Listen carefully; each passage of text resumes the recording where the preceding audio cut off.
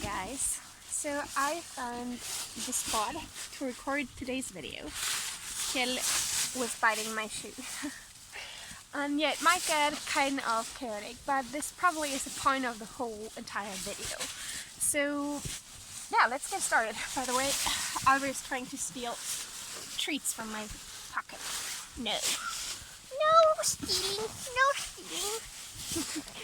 And Susa, she's waiting for treats and feeling annoyed by piglets.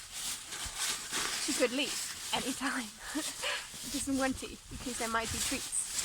Yeah, it might be quite loud. I'm expecting the boys to settle down after a while and probably just lay down and rest or something because we're in a cave. So in here it's super dry and kind of beautiful, right? It's dry and beautiful, right? I love them beyond the moon, but now I think we should start talking. I have chosen a topic today that I would like to talk about, and I would like to do that because it is a question I got asked a while ago in one of the Q&As in my Instagram story. And I replied kind of short, and I know I'm not going to be able to cover that topic in this video, there's no way. But I wanted to dig a bit more and give you some examples and tell a few stories from our life. So, or maybe only one, I'm not sure yet. Let's see. One story, I mean that. Yeah, so I thought I would talk with you about the topic of how do I do it that all these animals follow along with me, and how do I manage that? And yeah, the short answer to that is that my main tool is emotional connection. But of course, it's not that easy. Nothing is real easy, probably. And yeah, I just wanted to give you a little example on how it works with the pigs, for example, right now. And the thing is, the boys are real professional diggers by now, so they love digging intensely, especially Kjell. He is when he commits to it, he can go 2 hours straight just digging at a place, and that creates a lot of mess. And my parents are not really a fan of that. Actually, not at all.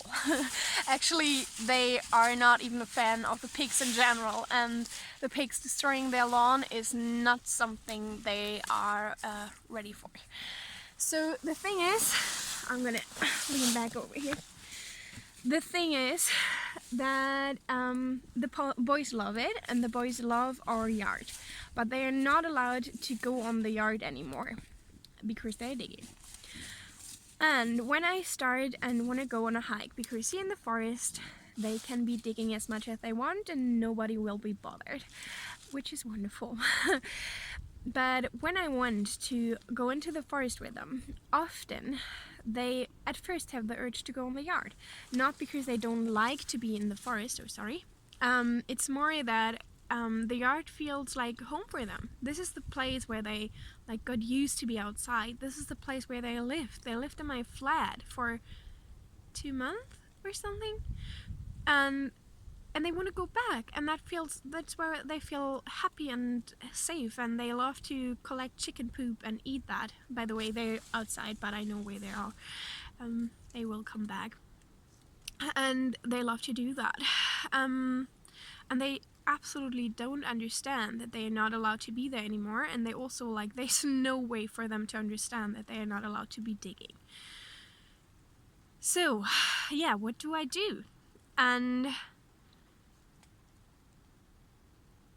yeah, I do so many different things, but one of the things, for example, is that I've started to use a lot of treats and a lot of food, because that is the best, direct, super easily understandable, positive reinforcement method.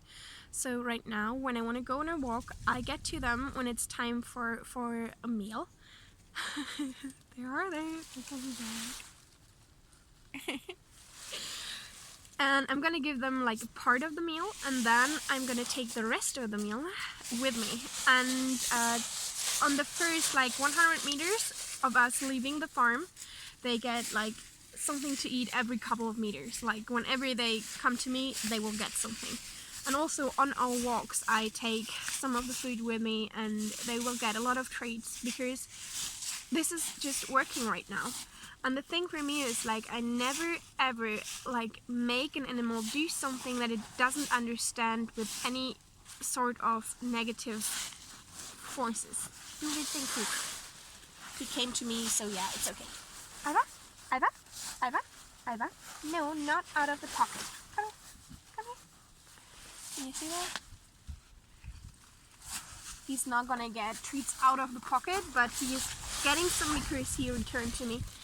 And I like to give him treats for that, even though they would return anyway right now because they are emotionally connected to me. No, you're not getting the treats for being a little badass. No. No. That's not the reason. You will have to figure out why you got them. I love you. So, they would return to me anyway because I'm a mother figure for them in their life right now. Nope. Nope. You will have to wait. You will have to wait. Yes, you do. So yeah, but of course treats do bring negative negative aspects to it. And one reason why I don't like to use treats is because I often run out of them. I'm often struggling just to have enough to eat for all the animals, and then I don't have super delicious stuff for them. Now we found something else here.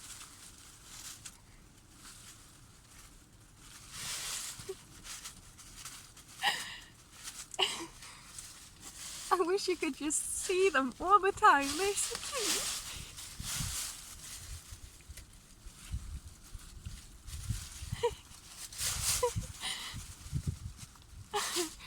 So yeah, I often just don't have particularly delicious stuff over here. And that's an issue. So I can't be like a reliable treat giver to my animals in general. And that makes it difficult because like then I can't really be like the thing is, for me stuff has to work even without treats being there. It's too cute. I have to fix the camera so that you can see both of us. Yeah. So yeah, and so treats can't be my main tool. Also, like I really want animals to understand what I want from them, and in order to be kind of also like to be forced into that position to really learn to understand each other, it's real good to not be constantly busy thinking just about delicious stuff. I'm so glad I chose this part. I knew he would love it.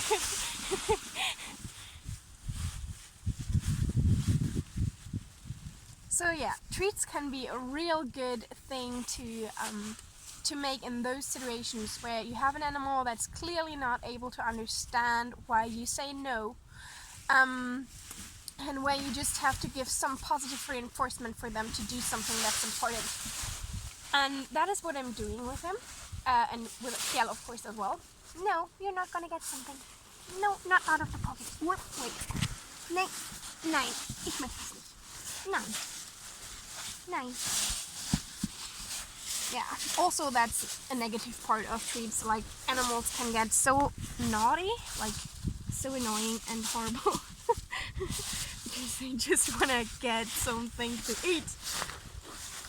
No, it's a no. But that's also great training. So saying no is real important, but not particularly easy. I'm gonna give him something now because he stopped annoying me. Wait a second.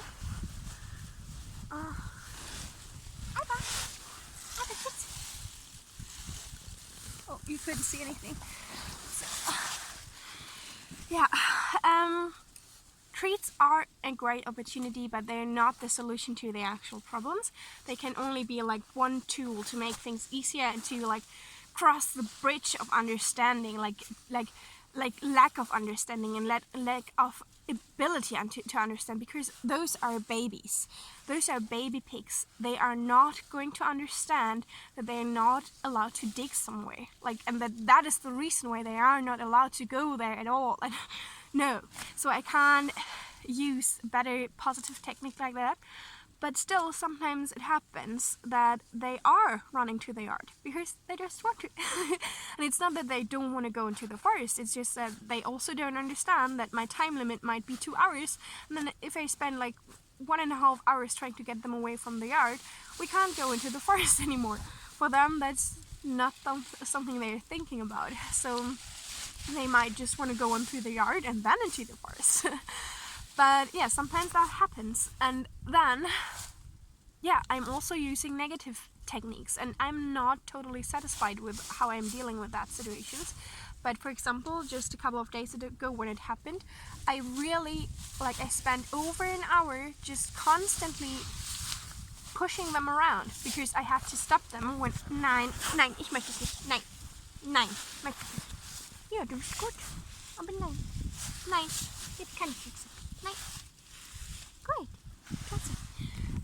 So I had to push them away each time they started digging, because you might not know, but if they start digging, they can make such a big hole in 5.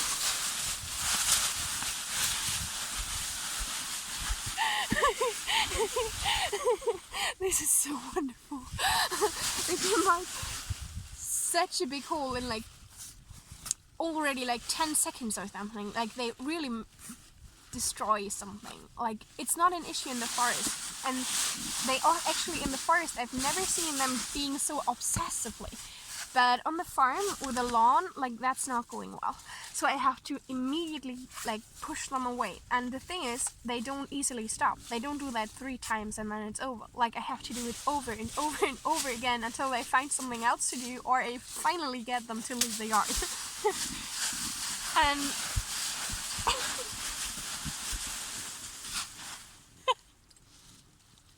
I love that.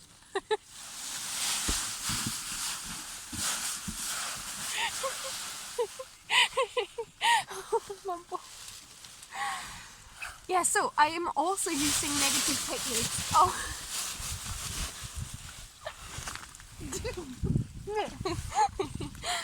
Of pushing and pulling and screaming and whatever.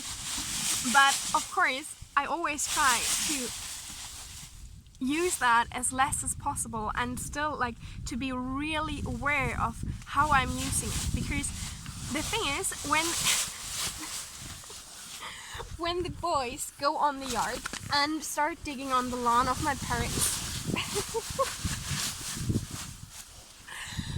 what's happening for me is that I'm starting to get extremely anxious and nervous and stressed out, because I am concerned about the conflict that might arise between me and my parents, who don't agree to that and who don't like that and who will criticize me.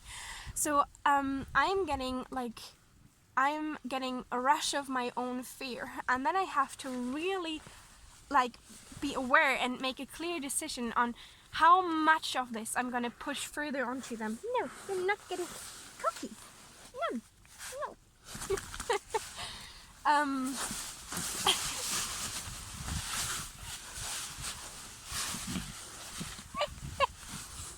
Du Dickkopf! Ja, ich liebe dich trotzdem.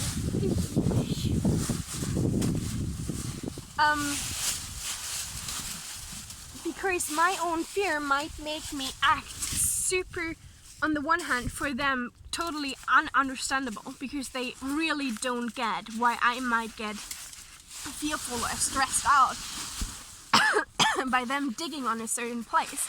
They just won't understand that. So my fear will be totally nonsense to them, and I have to be really conscious about how I use that. So of course, in those situations, it is important for me to set clear boundaries, because otherwise we're gonna be we won't be able to live at this place anymore. And I mean, it is the plan to move, but not tomorrow. And so yeah, I really have to set those boundaries, and I really have to say no and I still can't like put my own anxiety, my own fear and my own stress onto them, because that would be for them just like it would just destroy our relationship, because they can't make sense out of that. For me, it is not that important that animals understand the things exactly the way I understand them, or how I would probably like them to understand them, but it is important that they are able to make sense out of it. They just really have to be able to make sense out of it, and they won't be able to make sense out of my fear. So I can't put that onto them. I have to stay real grounded, I have to stay real calm, but I also have to be clear and say no. And this is the practice that's really difficult, because it requires a lot of awareness about yourself and your own topics. This is also like when we're outside in the forest with the cows, extremely, it's so challenging. There are those moments like, and the last hike we did went really wrong, even though it also didn't really went wrong, because in the end everything went well, but there it happened that they actually ran away and didn't return. This happened like on our last walk. I shared that in one of my stories. But usually, like it really often happens that the cows, when we're in the forest, they just suddenly start to run in some direction. And each and every time my heart, like, it just drops. I'm just like, oh my god, now they're gone. And they just run with full speed. And I don't see that coming. And it's so stressful for me, because I always feel like, okay, now stuff is gonna go wrong. But usually they always return. And this is so, like, these are actually my favorite moments, when the cows are running away, and you know, like, they could just keep running and they would be like, they could get rid of me. But then they return after a few minutes. Hey, ich hab euch alle sehr lieb. Ja, ich bin ein bisschen... Aber nein. Suse, ich glaube, Suse, ich kann dich nicht beschützen. Suse, geh mal bitte raus. Suse, geh mal bitte raus. Suse, geh mal bitte raus. Sorry. Geh mal bitte raus, Suse. Nein, Suse, geh lieber raus. Just had to sort that thing, because the dog doesn't like the pigs, and the pigs can be really annoying. And I don't want to protect her right now, because I tried to talk. So she's waiting outside there. And you see her? No? Oh, there she is. Oh, no, not the cookies from my pocket. No. So yeah, in those moments, it's so, like, because it's so difficult to really be right in that moment. Nein, nein, nein, Alva, nein, ich möchte nicht, dass du Kekse nimmst. Nein, möchte ich nicht. Möchte ich nicht. Möchte ich nicht. Nein. In that moment, the challenge is to really be connected enough and aware enough and well enough settled into the moment to understand if that situation is something that is actually dangerous, or if it's just my fear and they're just having a good time running I don't know, like 400 meters in one direction and then coming back. And these are like the most challenging things, and they're starting really small, like also with the piggies, when they just walk in one direction for like 30 meters away from me, and I have to decide, is that in any way an issue? Do I have to call them? Do I have to go after them? Do I have to do anything? Or are they just going to explore that little whatever over there and they're just about to return? And these are the challenges that are, I don't know, I can't even explain them, but it's so much of these small, tiny decisions. And most of the time, not all of the time, but most of the time, it is about relaxing into that. It is about trusting, and it is about this emotional connection that gives you the security that the animals want to be with you, so they will stick to you. And as long as we're in the forest, it actually usually, like also with the cows when they ran away, it wasn't the issue in the forest, it was the issue with the people in the forest. That was a bit complicated, and with them going on a field where they shouldn't be. Like, they shouldn't be on a field from the farmers. They're not allowed to go there. So always, we really often get into those troubles when we're kind of like colliding with other humans or human structures. It is really seldom in the forest. Like, actually I can't even remember anything where there was a real difficult situation to solve that was just about the forest. It's always about them running in the wrong direction, where there might be people, cars, fields, houses, pets, or anything that could cause trouble. It never is in the forest itself. So that also is a part like why I probably can do that, because I do have the forest so close, and I just try to get everyone into the forest as fast as possible. And in the forest, like, I feel like the forest is both the home of the humans and the home of the animals, and it is not like the humans don't actually run the show over there. The pigs are like just as home over there as we are, or even more. And they can just be themselves, and it's okay. And when that's the case, and you have some sort of an emotional connection, it's already like working. There's nothing to do. It's not hard, it's not difficult, it's not, you don't have to condition or train or anything. Like, it's just gonna work. Cute little pig looking outside. Like, because at least from the animals I'm mainly living together with, they are all like living in groups in nature. They are meant to stay together. This is what they want. That's their nature. And also, like, of course, I want to add that. Of course, emotional connection is not only simple and good. Of course, emotional connection can be abusive. Emotional connection can be horrible. Emotional connection can be conditioning as well. Like, there's a lot more behind that. A lot. But in general, like, he wants to get cookies. Nein! Nein! Ich möchte das nicht. Nein, Alba! Nein! Nein! Ich möchte dir jetzt nichts geben. Warte! Nein! Ich möchte nicht. Nein! Ich hab nichts. Nein! Keine Kekse. Nein! I said Kekse. That's the magical word. No!